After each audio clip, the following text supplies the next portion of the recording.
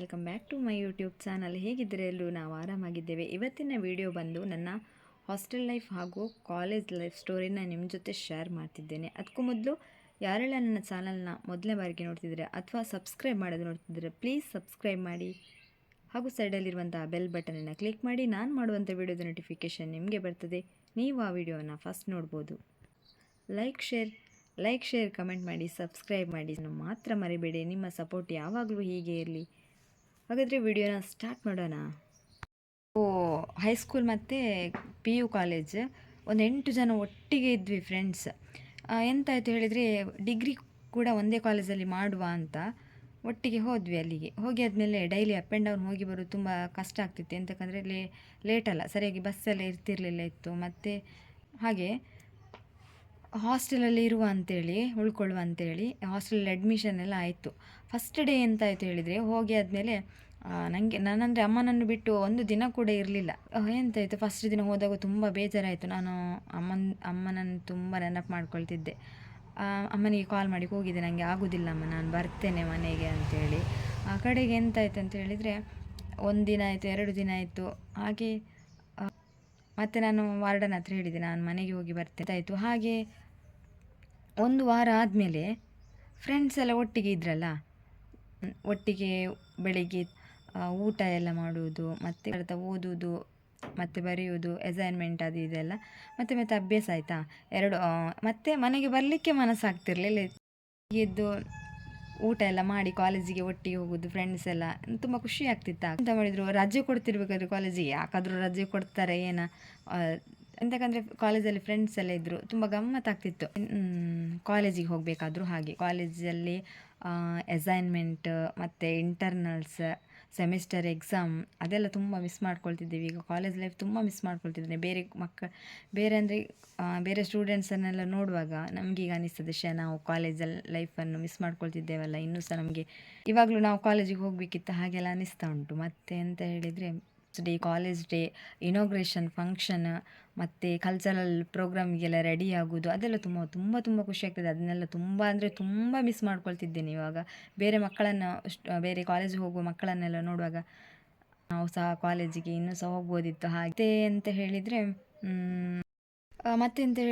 ಕೆಲವೊಂದು ಟೈಮಿಗೆ ನಮಗೆ ಕೆಲವೊಂದು ಕ್ಲಾಸನ್ನೆಲ್ಲ ಮಿಸ್ ಮಾಡ್ಕೊತಿದ್ದದ್ದು, ಮತ್ತು ಲೈಬ್ರರಿಯಲ್ಲಿ ಹೋಗಿ ಕೂತ್ಕೊಳ್ತಿದ್ದದ್ದು, ಬುಕ್ಸ್ ಎಲ್ಲ ಓದ್ತಿದ್ದದ್ದು ಅದೆಲ್ಲ ತುಂಬ ಮಿಸ್ ಮಾಡ್ಕೊಳ್ತೇವೆ. ಮತ್ತು ಸ್ಪೋರ್ಟ್ಸ್ ಡೇ ಎಲ್ಲ ಇದ್ದರೆ ತುಂಬ ಖುಷಿ ಆಗೋದು. ಎಂತಕ್ಕಂತ ಹೇಳಿದರೆ ಅಲ್ಲಿ ಗ್ರೌಂಡಲ್ಲಿ ಎಲ್ಲ ನಿಂತ್ಕೊಳ್ಬೋದಲ್ಲ. ಹಾಗೆ ತುಂಬ ಸತ್ಯ ಪ್ರಾಮಿಸ್ ಹೇಳಬೇಕಾದ್ರೆ ತುಂಬ ಸಲ ಕನಸಲ್ಲಿ ಸಹ ಬಂದಿತ್ತು ನಾನು ಎಕ್ಸಾಮ್ ಬರೆಯುವುದಂತೆ. ಮತ್ತು ಕಾಲೇಜ್ ಡೇಸಿದ್ದು ಸುಮಾರೆಲ್ಲ ನೆನಪುಗಳು ಕನಸಲ್ಲಿ ಬಂದಿತ್ತು. ಅದೆಲ್ಲ ಕನಸಲ್ಲಿ ಬರುವಾಗ ತುಂಬ ಖುಷಿ ಆಗ್ತಿತ್ತು. ನಾನು ಇವಾಗಲೂ ಕಾಲೇಜಿಗೆ ಹೋಗ್ತಿದ್ದೇನೆ ಅಂತ ಅನಿಸ್ತಿತ್ತ. ಮತ್ತು ಅಂತ ಹೇಳಿದರೆ ಇದು ಕಾಲೇಜ್ ಡೇ ಎಲ್ಲ ಇರ್ತದಲ್ವ, ಆವಾಗ ರಿಹರ್ಸಲ್ ಎಲ್ಲ ಮಾಡುವಾಗ ಅಂದರೆ ಮತ್ತು ಕಾಲೇಜ್ ಡೇ ಹಿಂದಿನ ದಿವಸ ಪ್ರಿಪರೇಷನ್ ಎಲ್ಲ ನಾವು ಮಾಡೋದು, ಫ್ಯಾನ್ಸಿ ಅಂಗಡಿಗೆ ಹೋಗೋದು, ನಮಗೆ ಬೇಕಾದ ಐಟಮ್ ಎಲ್ಲ ತಗೊಳ್ಳೋದು, ಅದು ಪ್ರಿಪರೇಷನ್ ಮಾಡೋದ್ರಲ್ಲೇ ನಮಗೆ ಒಂಥರ ಖುಷಿ ಸಿಗ್ತಿತ್ತು.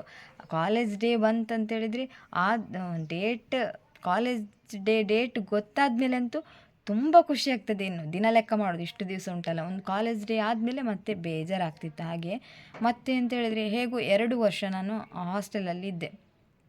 ಹಾಸ್ಟೆಲ್ ಲೈಫ್ ಸಹ ಹಾಗೆ ತುಂಬ ಚೆಂದ ಇತ್ತು. ಒಂದೇ ಮನೆಯವರಾಗಿ ಇದ್ವಿ ನಾವೆಲ್ಲ ಫ್ರೆಂಡ್ಸ್ ಒಟ್ಟಿಗೆ. ಖುಷಿ ಆಗ್ತಿತ್ತು. ಯಾಕಂತ ಹೇಳಿದರೆ ಎಂತ ಬೇಜಾರೆಂತಾಗಲಿಲ್ಲ. ಯಾಕೆ ಅಂದರೆ ನಾವು ಫಸ್ಟಿಂದ ಒಟ್ಟಿಗೆ ಇದ್ದವರಲ್ಲ, ಒಂದು 8 ಜನ, ಅಲ್ಲಿ ಕೂಡ 8 ಜನ ಒಟ್ಟಿಗೆ ಇದ್ವಿ. ತುಂಬ ಖುಷಿ ಆಗ್ತಿತ್ತು. ನಾವು ಊಟ ಮಾಡುವಾಗಲೂ ಒಟ್ಟಿಗೆ ಇರ್ತಿದ್ದದ್ದು.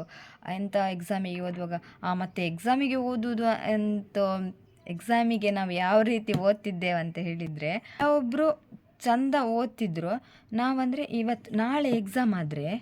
ನಾಳೆ ಎಕ್ಸಾಮ್ ಇದ್ದರೆ, ಸೆಮಿಸ್ಟರ್ ಎಕ್ಸಾಮ್ ಆಗಲಿ ಇಂಟರ್ನಲ್ ಎಕ್ಸಾಮ್ ಆಗಲಿ, ನಾಳೆ ಎಕ್ಸಾಮ್ ಆದರೆ ಇವತ್ತು ಮಧ್ಯಾಹ್ನ ಮೇಲೆ ಸ್ವಲ್ಪ ಬುಕ್ ತೆಗೆದು ಓದೋದು. ನಮಗೆ ಎಂತ ಹೇಳಿದರೆ ಆ ದಿವಸ ಮಾತಾಡಲಿಕ್ಕೆ ಜಾಸ್ತಿ ವಿಷಯ ಇರೋದು. ನಾಳೆ ಎಕ್ಸಾಮ್ ಆದರೆ ಇವತ್ತು ಬುಕ್ಕೊಂದು ಕೈಯಲ್ಲಿ ಹಿಡ್ಕೊಂಡಿರೋದು ಅಷ್ಟೇ. ಮತ್ತೆ ನಾವು ಬೇರೆ ವಿಷಯ ಮಾತಾಡ್ತಾ ಇರೋದು ಬುಕ್ ಹಿಡ್ಕೊಂಡು.